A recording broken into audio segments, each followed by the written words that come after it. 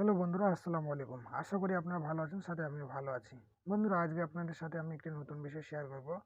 বিষয়টা হলো কিভাবে আমরা একটা মানে প্রিন্টার দুটো কম্পিউটারের সাথে শেয়ার করি, অর্থাৎ যেটাকে বলে প্রিন্টার শেয়ার। অর্থাৎ এটা হলো আমার একটা মাদার কম্পিউটার, পাশে রয়েছে আরেকটি কম্পিউটার। এই মাদার কম্পিউটারে কিন্তু আমার সকল দুটো, যেহেতু আমার এখানে দুইটা প্রিন্টার আছে, এটা আমার মাদার কম্পিউটার।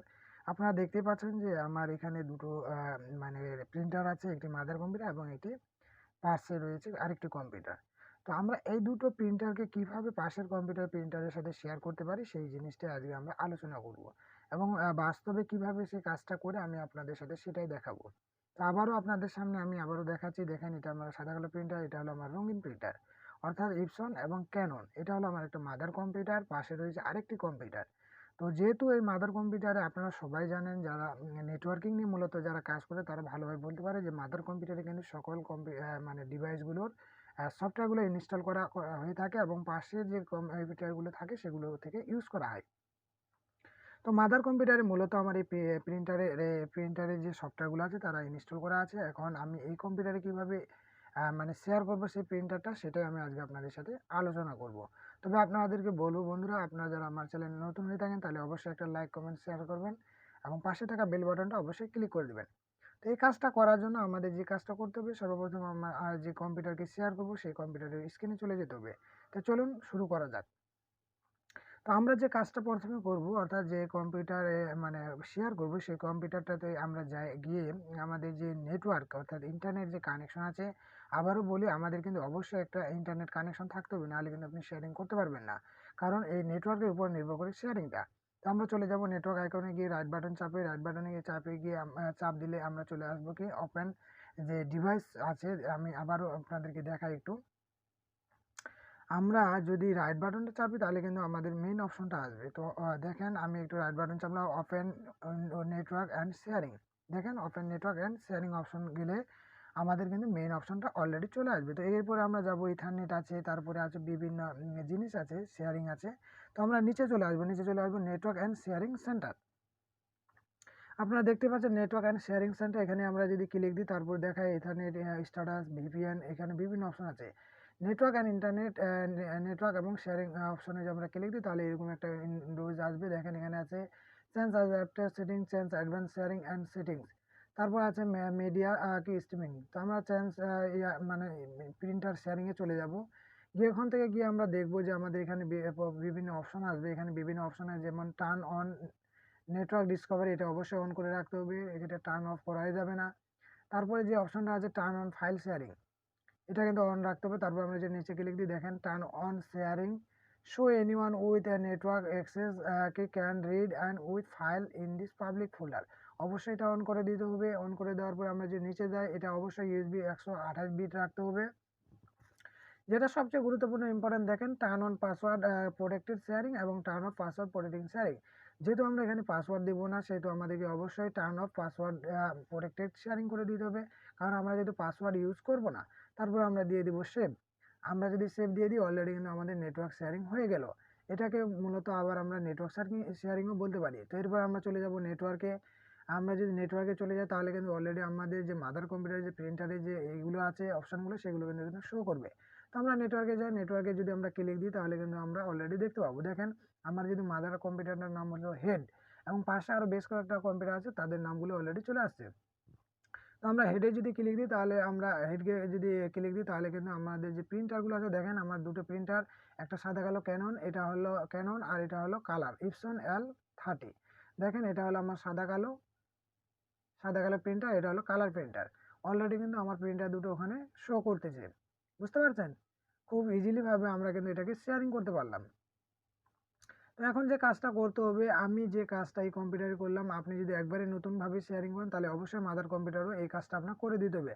অর্থাৎ যে বিভিন্ন নেটওয়ার্ক অ্যান্ড শেয়ারিং যে অপশনটা আছে ওখানে গিয়ে সব কিছু অন করে দিতে হবে। তো আমরা এখন কানেক্ট করব, রাইট বাটন চাপে এটাকে কানেক্ট করব। অর্থাৎ আমরা যেহেতু নতুন করে কানেক্ট করতেছি তাহলে এখানে do you trust this printer, আপনাকে এটা কি করেন ইনস্টল না, অর্থাৎ ড্রাইভার ইনস্টল হতে হবে। কারণ এটা যেহেতু প্রথমবার হচ্ছে সেহেতু আপনাকে ড্রাইভার ইনস্টল দিতে হবে। দেখেন আমার কিন্তু ড্রাইভারগুলো ইনস্টল হচ্ছে। এটা কিছুক্ষণ সময় নিতে পারে, এটা আপনার কম্পিউটার কনফিগারেশনের উপর নির্ভর করবে, বিশেষত নেটওয়ার্কের উপর। আবারও বলি, এই কাজটা করতে গেলে কিন্তু আপনাকে অবশ্যই নেটওয়ার্ক কানেক্ট লাগবে এবং অবশ্যই নেটওয়ার্ক ছাড়া আপনি কিন্তু কাজ করতে পারবেন, অর্থাৎ ইন্টারনেট। আমাদের কিন্তু সাদা কালো প্রিন্টটা কিন্তু কানেক্টেড হয়ে গেছে। এবারে আমরা কালার প্রিন্টটা কানেক্ট করব। সেম একইভাবে কানেক্ট করব। কানেক্ট করে আমরা কিন্তু প্রিন্ট টেস্ট করে দেখব যে আমাদের প্রিন্টারের শেয়ারিং ঠিক আছে কিনা। তো সেটা আমরা দেখেন এখানে কিন্তু আমাদের কিন্তু সাদা কালো প্রিন্টার কানেক্ট হয়ে গেছে। এরপরে কিন্তু কালার প্রিন্টটা কানেক্ট চলতেছে। তো এরপরে যে কাজটা হবে, অলরেডি কিন্তু আমাদের দুটো প্রিন্টারে হয়ে গেছে। আপনি চাইলে কিন্তু এখানে মানে ফাইল ট্রান্সফারও আদান প্রদানও করতে পারেন, এই যে ইউজার্স থেকে গিয়ে আপনি পাবলিকে যাবেন, পাবলিকে গিয়ে পাবলিক ডকুমেন্টে গেলে দেখেন অলরেডি কিন্তু আমি যে আগে যে ডকুমেন্টগুলো আদান প্রদান করেছি এখানে অলরেডি আছে। আপনি চাইলে কিন্তু এভাবে যে কোনো সহজেভাবে নেটওয়ার্কিংয়ের মাধ্যমে বা শেয়ারিংয়ের মাধ্যমে ডাটা ট্রান্সফার করতে পারেন। তো আমি চাচ্ছি এখন যেহেতু আমরা শেয়ারিং করলাম প্রিন্টারগুলো, তো দেখি আমাদের প্রিন্টারগুলো শেয়ারিং হয়েছে কিনা, আমরা একটা প্রিন্ট টেস্ট করে দেখব। তো যে কোনো একটা ডকুমেন্টস আমি ওপেন করতেছি, দেখতে পাচ্ছেন একটা ডকুমেন্টস ওপেন করে আমি প্রিন্ট দেখব, অর্থাৎ দুইটা প্রিন্টারে আমি প্রিন্ট টেস্ট করে দেখব। তো আমি যে একটা ডকুমেন্ট ওপেন করতেছি, অলরেডি ডকুমেন্ট কিন্তু আমার ওপেন হয়ে গেছে। আমি চাচ্ছি প্রথমে আমি সাদা কালো প্রিন্ট করব, তারপরে কালার প্রিন্টারে প্রিন্ট করব।